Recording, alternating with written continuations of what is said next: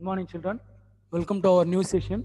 In this session, we are going to continue the Unit 7 Anti Colonial Movements and Birth of Nationalism in India.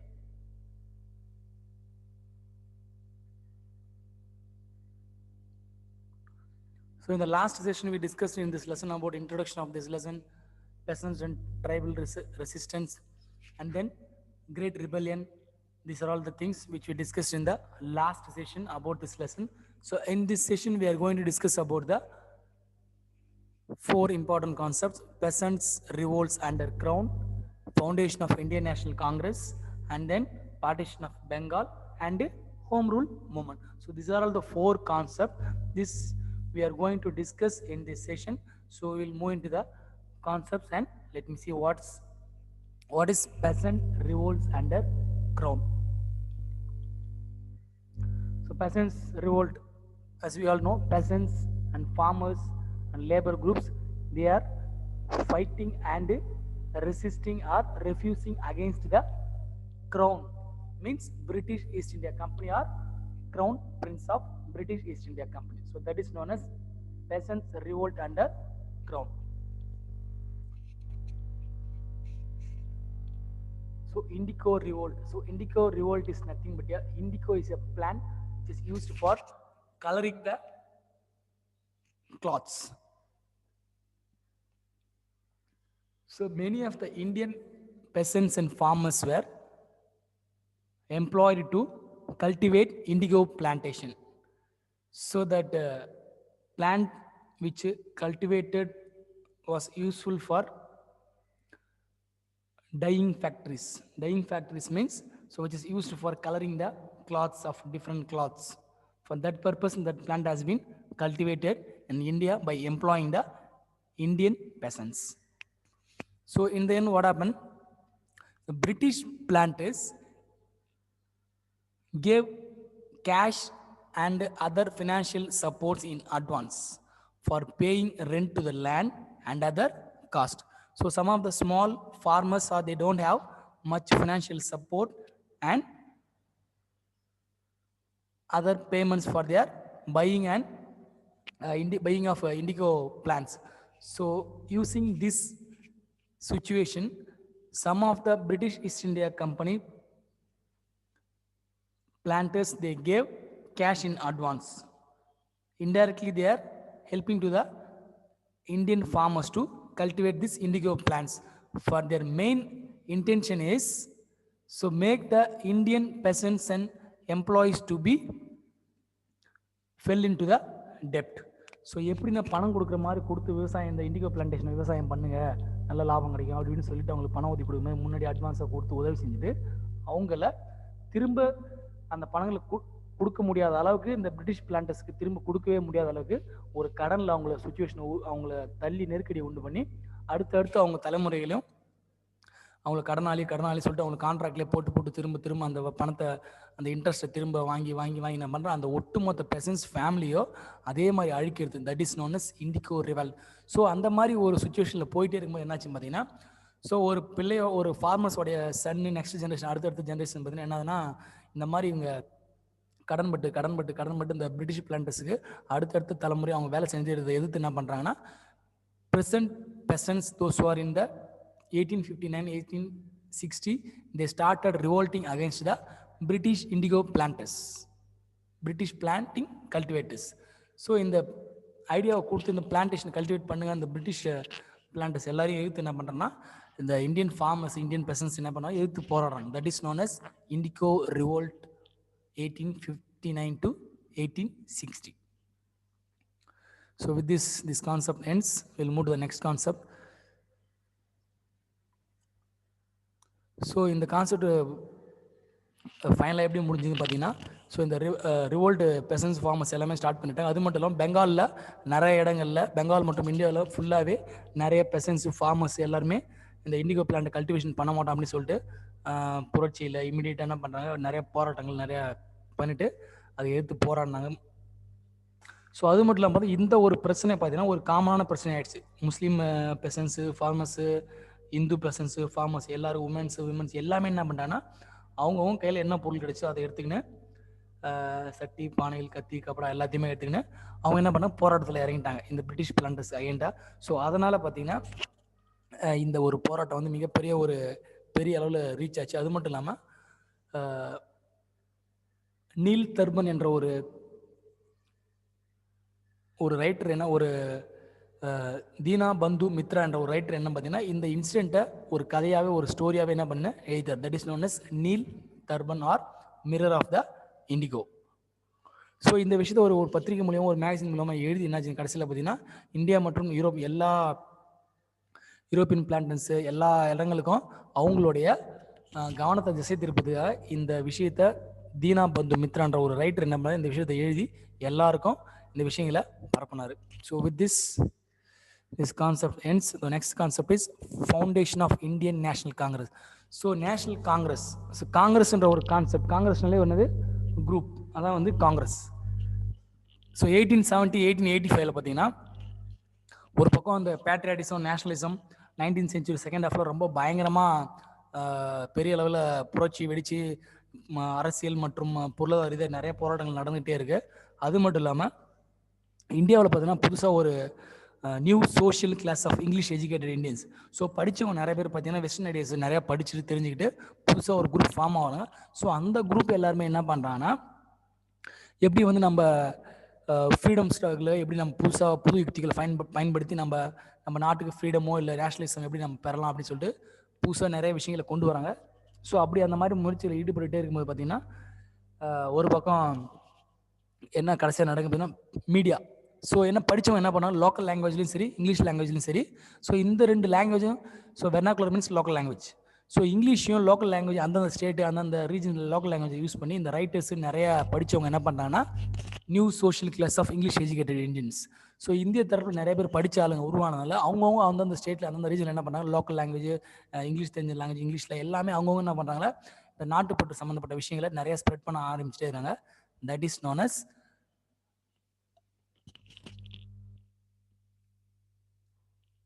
rise of nationalism. That is a base for Indian National Congress. So அதுக்கு அடுத்து என்னன்னு பார்த்தீங்கன்னா economic critique of colonisation.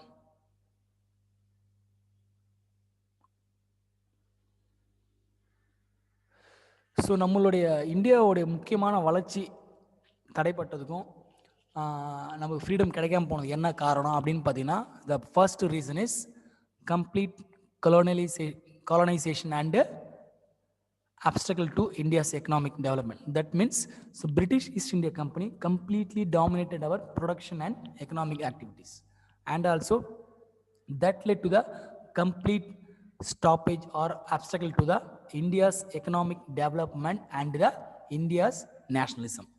So these are the two reasons which made for important reason for formation of Indian National Congress. So next reason என்ன பார்த்தீங்கன்னா objectives and methods. So objective and methods என்ன பார்த்தீங்கன்னா அப்ஜெக்டிவ்னா அவங்களோட aim goal, that is known as objective. So methods என்ன பார்த்தீங்கன்னா எந்த method எந்த ஸ்ட்ராட்டஜி எப்படி போனால் நம்ம இந்தியன் ஃப்ரீடம் கிடைக்கும், இந்தியாவுக்கு ஃப்ரீடம் கிடைக்கும், இந்தியாவுக்கு இண்டிபெண்டன்ஸ் எப்படி கிடைக்கும் சொல்லிட்டு பல விதங்களில் பல ஸ்டேட்லேருந்து நிறைய லீடர்ஸு நிறைய வெல் எஜுகேட்டட் இந்தியன்ஸு ரைட்டர்ஸு நிறைய ரிலீஜியஸ் லீடர்ஸு எல்லாமே என்ன பண்ணாங்க அவங்கவுங்க ஒரு கோணங்களை யோசிச்சு அவங்கவுங்க புதுசாக சில விஷயங்களை பண்ணிட்டு இருக்காங்க. அப்படி பண்ணிட்டு இருக்கும்போது பார்த்தீங்கன்னா ஃபைனலாக என்ன நடக்கும் பார்த்தீங்கன்னா இந்தியன் நேஷனல் காங்கிரஸ் 1885 எஸ்டாப்ளிஷ் ஆகிடுச்சு. எப்படி பார்த்தீங்கன்னா educated Indians politically active in 3 presidencies. So Madras Bombay கல்கட்டாவில்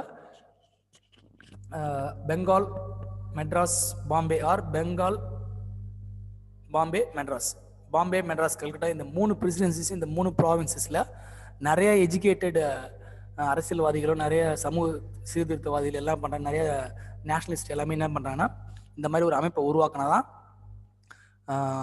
ஒட்டுமொத்தமாக காமனாக ஒரு ஏரியா ஃபைட் பண்ணால் மட்டும்தான் நம்மளால் ஜெயிக்க முடியும்னு சொல்லிட்டு இந்த இந்தியன் நேஷனல் காங்கிரஸ். ஸோ நம்மளுடைய மெயின் தீம் என்னது ஃப்ரீடம். ஸோ அதனால் என்ன பண்ணுறாங்கன்னா ஒரு அமைப்பை உருவாக்கினா தான் நம்மளால் ஜெயிக்க முடியும், ஃப்ரீடம் கிடைக்கும்னு சொல்லிட்டு இந்தியன் நேஷனல் காங்கிரஸ் 1885 இந்த அசோசியேஷனை உருவாக்குறாங்க, இந்தியன் நேஷனல் காங்கிரஸ் என்ற ஒரு அமைப்பை. அதுக்கு முக்கியமாக யார் சப்போர்ட் பண்ணது, யார் ஹெல்ப் பண்ணதுன்னு பார்த்தீங்கன்னா ஏஓ ஹியூம். ஸோ இவர் பார்த்தீங்கன்னா இவர் வந்து பிரிட்டிஷ் ஈஸ்ட் இந்தியா கம்பெனி அவங்க காலகட்டங்களில் ஒரு சிவில் சர்வீசஸ் ஒரு ஐஏஎஸ் அதிகாரியாக இருந்தவர். அவருடைய உதவி மூலிமா இதை பண்ணியிருக்காங்க. ஸோ அது மட்டும் இல்லாமல் பார்த்தீங்கன்னா இந்த இந்தியன் நேஷனல் காங்கிரஸ் ஃபர்ஸ்ட் செஷனை யார் கனெக்ட் பண்ணுது அப்படின்னு பார்த்தீங்கன்னா டபிள்யூசி பானர்ஜி. ஸோ இவர் தான் அந்த ஃபர்ஸ்ட் செஷனை கனெக்ட் பண்ணியிருக்காரு.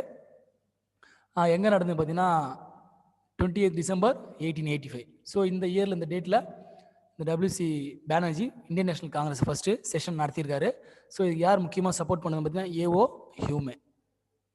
ஸோ இந்த இந்தியன் நேஷனல் காங்கிரஸ் முக்கியமான டிமாண்ட், அவங்களோட கோட்பாடுகள் என்ன பார்த்தீங்கன்னா இதெல்லாம் நீங்கள் பண்ணி தரணும்னு சொல்லிட்டு எங்களுடைய காமனான டிமாண்ட்னு சொல்லிட்டு அந்த இந்தியன் நேஷனல் காங்கிரஸ் செஷனில் முடிவு பண்ணுறாங்க. அதில் என்ன பார்த்தீங்கன்னா ஸோ ஒரு ப்ராவின்சஸ்லையும் லெஜிஸ்லேட்டிவ் கவுன்சில், ஸோ இந்த சட்டம் ஏற்ற போகிற இடங்கள் ப்ராவின்சஸில் தனியாக இருக்கணும், சென்ட்ரல் லெவலில் தனியாக இருக்குன்னு சொல்லிட்டு இதை முக்கியமான ஒரு டிமாண்டாக இதை கோட்பாடு முன்னாடி வைக்கிறாங்க. அதுக்கடுத்து பார்த்தீங்கன்னா ஸோ ஒரு லெஜிஸ்லேட்டிவ் கவுன்சில்லையும்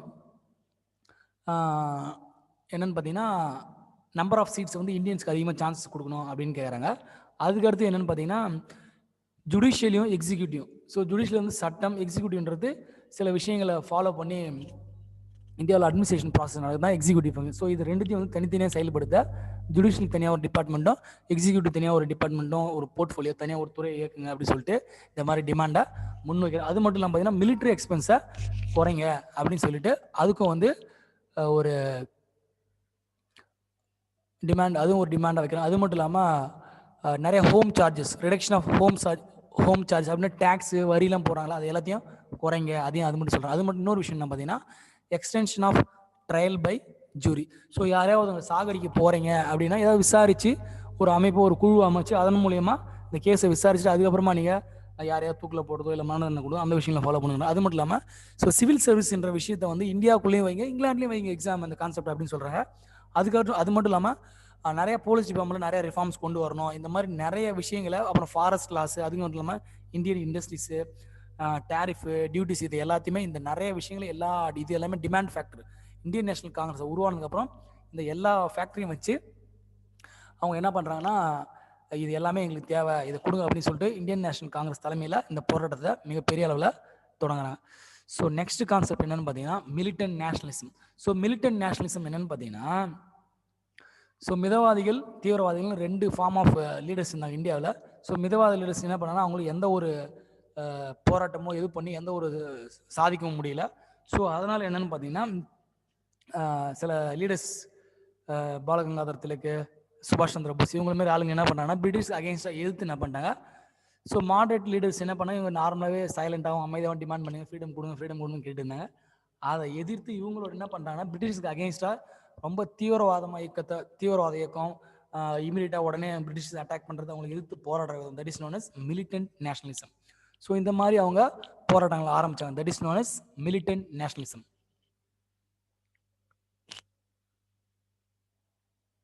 ஸோ இந்த மாடரேட் லீடர்ஸோட டிமாண்டு, அவங்களோட கொள்கைகளை எதிர்த்து போராட ஆரம்பித்த குரூப்புக்கு பேர் தான் எக்ஸ்ட்ரீமிஸ்ட்.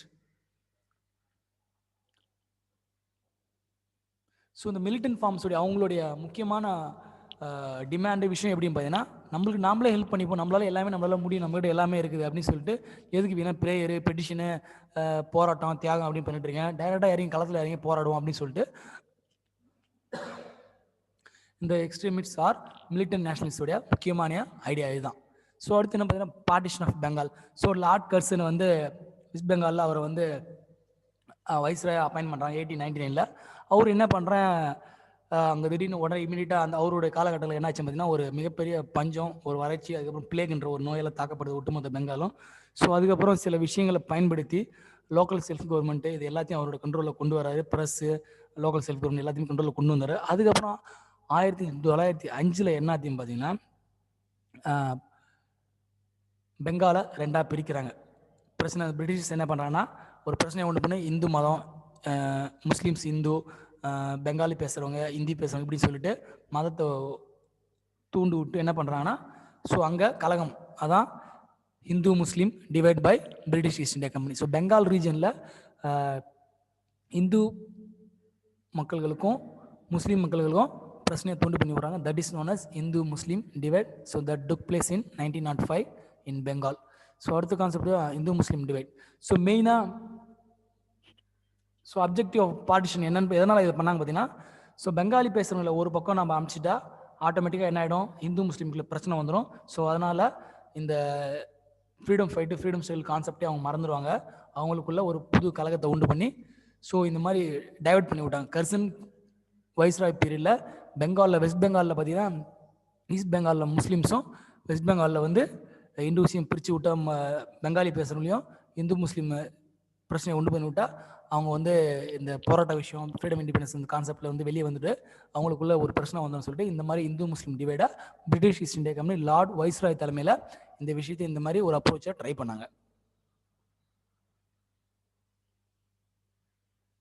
ஸோ இந்த மாதிரி ஒரு காலகட்டங்களில் இந்த பிரச்சனை போயிட்டே இருக்கும். கடைசியில் என்ன ஆச்சுன்னு பார்த்தீங்கன்னா, ஸோ நியூஸ் பேப்பர் மூலயமா ரீஜனல் நியூஸ் பேப்பர்ஸ் என்ன ஆச்சுன்னா ஒரு பக்கம் வளர்ச்சி அடைய ஆரம்பிச்சுது. அது வளர்ச்சி அடைஞ்சதுக்கப்புறம் என்ன ஆச்சுன்னா அதுவே ஒரு ஒன்று சேர்க்கறதுக்கு மக்களை ஒரு லோக்கல் லாங்குவேஜ் வெர்னாகுலர் லாங்குவேஜ் பார்த்தீங்கன்னா மக்களை ஒன்று சேர்க்கறதுக்கு மிகவும் யூஸ்ஃபுல்லாக வந்து. ஸோ அதுக்கப்புறம் இந்த இந்து முஸ்லீம் டிவைட் கான்செப்ட் முறியடிக்கப்பட்டது. ஸோ நெக்ஸ்ட் கான்செப்ட் என்னன்னு பார்த்தீங்கன்னா anti partition movement. So anti partition movement என்னன்னு பார்த்தீங்கன்னா, இந்த பெங்காலில் வந்து எப்படி இந்து முஸ்லீம் பிரித்தாங்களோ அதை எதிர்த்து சில பேர் என்ன பண்ணுறாங்கன்னா அமைதியாக போராடுறாங்க. அதுக்கப்புறம் ப்ரெஸ் கேம்பெயின், ப்ரெஸ் மூலிமா இல்லை பெட்டிஷன்ஸ் மூலிமா பப்ளிக் மீட்டிங்ஸ் இதெல்லாம் போட்டு இருக்கிற மக்கள் எல்லாரும் ஒன்று திரட்டி இந்த மாதிரி லாங்குவேஜோ இல்லை ரிலீஜன் மூலிமா பிரிவடைஞ்சிடக்கூடாதுன்னு சொல்லிட்டு ஒரு போராட்டம் நடக்குது. தட் இஸ் நோன் அஸ் என்னைக்கு இந்த ஆன்டி பார்ட்டிஷன் மூவ்மெண்ட் நடந்ததுன்னு பார்த்தீங்கன்னா அனௌன்ஸ் பண்ணது வந்து 19th July 1905. அதுக்கப்புறம் இது அஃபிஷியலாக எப்போ பிரித்தாங்க பார்த்தீங்கன்னா 16th October 1905.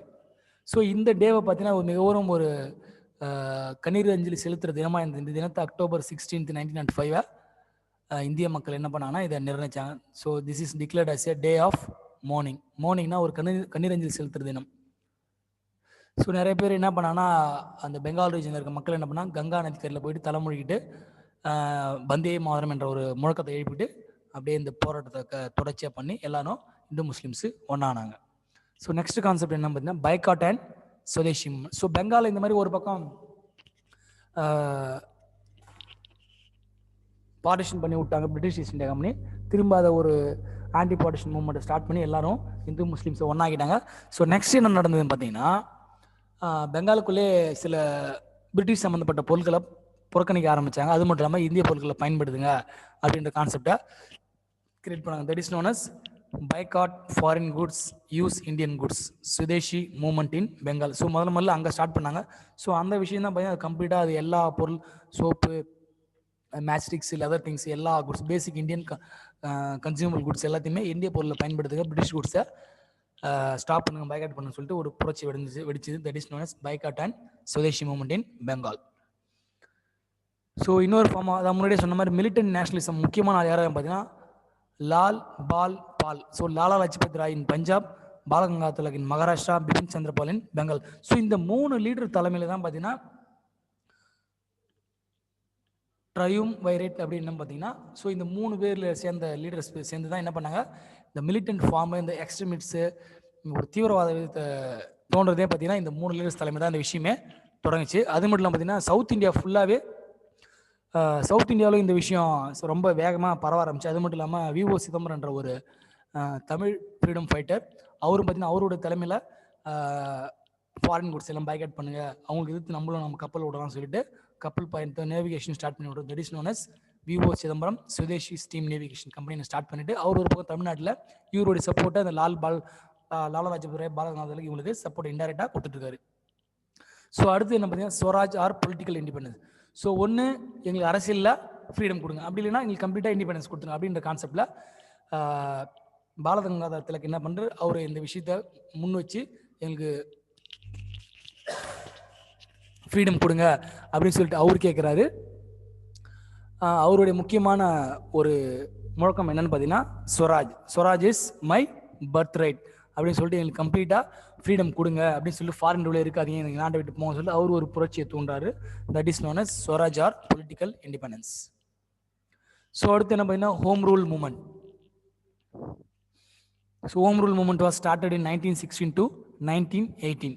So Indian national மூவ்மெண்ட்டை என்ன பண்ணுறாங்கன்னா திரும்ப சில முக்கியமான ஆளுங்க இந்த லோக்மான்ய திலக், பாலகங்காதர் திலக், அன்னி பெசன்ட் இவங்கெல்லாம் சேர்ந்து என்ன பண்ணுறாங்க ஃபர்ஸ்ட் வேர்ல்டு வாருக்கு அப்புறம் ஸோ இந்தியாவை வந்து ஃபர்ஸ்ட் வேர்ல்டு வாரில் நாங்கள் யூஸ் பண்ணுறோம் பார்ட்டிசிபேட் பண்ணால் எங்களுக்கு ஃப்ரீடம் கொடுக்குறேன்னு சொல்லிட்டு பிரிட்டிஷ் என்ன பண்ணுறான், நம்மளுக்கு யூஸ் பண்ணுறான். நம்ம சோல்ஜர்ஸ் நம்ம ஆளுங்களாம் ரெக்ரூட் பண்ணி ஃபர்ஸ்ட் வேர்ல்டில் யூஸ் பண்ணிட்டு இந்த British East India company British என்ன பண்ணுறான், கடைசியில் நம்மளை டெலிபரேட்டாக ஏமாத்திடுறான். ஸோ நம்ம ஃபர்ஸ்ட் வேர்ல்டு வார் முடிஞ்சதுக்கப்புறம் ஃபர்ஸ்ட் வேர்ல்டு வாரில் பிரிட்டிஷ் ஈஸ்ட் இந்தியா பிரிட்டிஷர்ஸ் அவங்களுடைய அலைன்சஸ் ஜெயிச்சாலும் ஸோ இந்தியாவுக்கு கொடுக்கப்பட்ட அந்த வாக்குறுதி பார்த்தீங்கன்னா செல்ஃப் கவர்மெண்ட், நீங்களே உங்கள் கண்ட்ரியை ரூல் பண்ணலாம் அப்படின்ற கான்செப்டை அவங்க புறக்கணிச்சுட்டு திரும்பவும் நம்மளை டாமினேஷனில் வச்சுருந்தாங்க. ஸோ இந்த ஒரு ஏமாற்றத்தினால ஒட்டுமொத்த இந்தியன்ஸ் எல்லாமே மிகப்பெரிய ஒரு புரட்சியில் இறங்கினாங்க. அதுதான் பார்த்தீங்கன்னா இந்த ஹோம் ரூல் மூமெண்ட். ஸோ அதில் முக்கியமாக என்ன அவங்களுடைய கோட்பாடுகள் என்ன அவங்க முன் வச்சாங்க பார்த்தீங்கன்னா, எங்கள் கண்ட்ரியை நாங்கள் தான் ரூல் பண்ணுவோம், வேணுன்னா நீங்கள் இருந்துங்க உங்களுக்கு நாங்கள் எங்கள் கவர்மெண்ட்டை நாங்கள் ரன் பண்ணிக்கிறோம், அதுவும் கான்ஸ்டியூஷன்லாம் மெயினாக அரசியல் சம்மந்தப்பட்ட விஷயங்கள் எங்களோட தலையீடு தான் இருக்குன்னு சொல்லிட்டு அந்த மாதிரி ஃபஸ்ட்டு ஒரு அப்ஜெக்டிவ் அதை டிக்ளேர் பண்ணாங்க ஹோம் ரூல் மூமெண்ட்டில். நெக்ஸ்ட் என்ன பார்த்தீங்கன்னா ஸ்டேட்டஸ் ஆஃப் டொமினியன் என்ன பார்த்தீங்கன்னா எல்லாத்துலேயுமே எங்களுடைய கண்ட்ரோலில் தான் நீங்கள் வரணும், நாங்கள் எங்களுடைய கண்ட்ரியை sovereign authority should be given to the Indian nation. So இந்தியாவுக்கு ஒரு முக்கியமான இந்த நாட்டை ஆள்றதுக்கான ஆட்சி முறை எங்ககிட்ட கொடுக்கணும் அப்படின்னு சொல்லிட்டு ரெண்டாவது எய்மையும் அவங்க ஹோம் ரூல் மூமெண்ட் மூலமாக தெரிவிக்கப்பட்டது. அடுத்து என்ன பார்த்தீங்கன்னா ஸோ நான் violent constitutional methods to achieve their goals. So நான் வயலண்ட் கான்ஸ்டியூஷன்லாம் அது அதிரடியாக புரட்சிகரமாக இறங்கி அரசியல் இல்லாமல் சட்ட ரீதியாக இல்லாமல் சில விஷயங்களையும் நாங்கள் இறங்குவோம் அப்படின்னு சொல்லி அதையும் தெரிவிக்கப்படுத்தினாங்க ஹோம் ரூல் மூமெண்ட்மா. ஸோ இதோட இந்த லெசன் முடியுது. இன்னொரு கான்செப்ட் இருக்குது. ஸோ அடுத்த கான்செப்ட் என்ன பார்த்தீங்கன்னா Lucknow pact. So 1916 so moderate and militant nationalist so இந்த மாதிரி என்ன பண்ணுறாங்கன்னா இந்த ஹோம் ரூல் மூமெண்ட் மூலிமா என்ன விஷயம் நடக்குதுன்னு பார்த்தீங்கன்னா மாடரேட்ஸு, மிலிட்டன்ஸு, முஸ்லீம்ஸு எல்லாருமே ஒன்றா வராங்க. ஸோ ஒன்றாயிட்டு நம்ம எல்லாம் ஒன்று சேர்ந்து போகிறோன்னா தான் நம்ம நாட்டுக்கு தேவையான Dominion status, so political power, நம்ம நாட்டுக்கு ஃப்ரீடம் எல்லாமே கிடைக்குன்னு சொல்லிட்டு போராடுறாங்க. அது மட்டும் இல்லாமல் முஸ்லீம்ஸ் இல்லாமல் தனியாக ஒரு எலக்ட்ரேட் கேட்டாங்க, அவங்களுக்கும் தனியாக ஒரு தொகுதி கேட்டாங்க, சட்டமன்ற தொகுதி. ஸோ அதையும் நாங்கள் கொடுத்துறோன்னு சொல்லிட்டு அவங்களுக்கு சமாதானமாகி முஸ்லீம்ஸு, ஹிந்துஸு, மாடரேட்ஸு, மிலிட்டன்ஸ் எல்லாமே ஒன்றா சேர்ந்து போராடுறாங்க. ஸோ இதுதான் வந்து லக்னோ பேக்ட். ஸோ நெக்ஸ்ட் என்ன பார்த்தீங்கன்னா பிரிட்டிஷ் ரெஸ்பான்ஸ். ஸோ கடைசி கான்செப்ட் என்ன பார்த்தீங்கன்னா மான்டெக் செம்ஸ்ஃபோர்டு ரிஃபார்ம்ஸ்னு ஒன்று இன்ட்ரடியூஸ் பண்ணாங்க பிரிட்டிஷ் கவர்மெண்ட்டு. ஸோ இதில் என்ன பார்த்தீங்கன்னா ஸோ இந்தியாவுக்கு கொடுக்க வேண்டிய சில சட்ட ரீதியான விஷயங்கள், அரசியல் மற்றும் நம்ம இந்தியாவை நீங்களே ஆளலான்ற விஷயங்கள அவங்க என்ன பண்ணுறாங்க, அதை புறக்கணிச்சு என்ன பண்ணுறாங்கன்னா ரெவல்யூட் ஆக்ட்னு ஒன்று இன்ட்ரடியூஸ் பண்ணால். ரெவல்யூட் ஆக்ட் என்ன பார்த்தீங்கன்னா யாரை வேணால் எப்போ வேணால் நீங்கள் அரெஸ்ட் பண்ணலாம், எந்த ஒரு காரணத்தையும் யாருக்கும் சொல்ல வேணாம். ஸோ அதனால் என்ன பண்ணுறாங்க, ரெவல்யூட் ஆக்டை 1919 மான்டெக் செம்ஸ்ஃபோர்ட் ரிஃபார்ம்ஸ் மூலிமா ஒரு ஆக்ட் இன்ட்ரடியூஸ் பண்ணி யாரெல்லாம் புரட்சி பண்ணுறாங்க, போராட்டம் பண்ணால் அவங்க எல்லாரையும் அடிச்சு தூக்கி ஜெயிலில் போடுங்க, எல்லாரையும் கொண்டு குவிங்க அப்படின்னு சொல்லிட்டு ஒரு ஆக்ட் பண்ணாங்க. That is known as Rowlatt act. So with this lesson ends. Remaining things we will see in the next lesson. Thank you.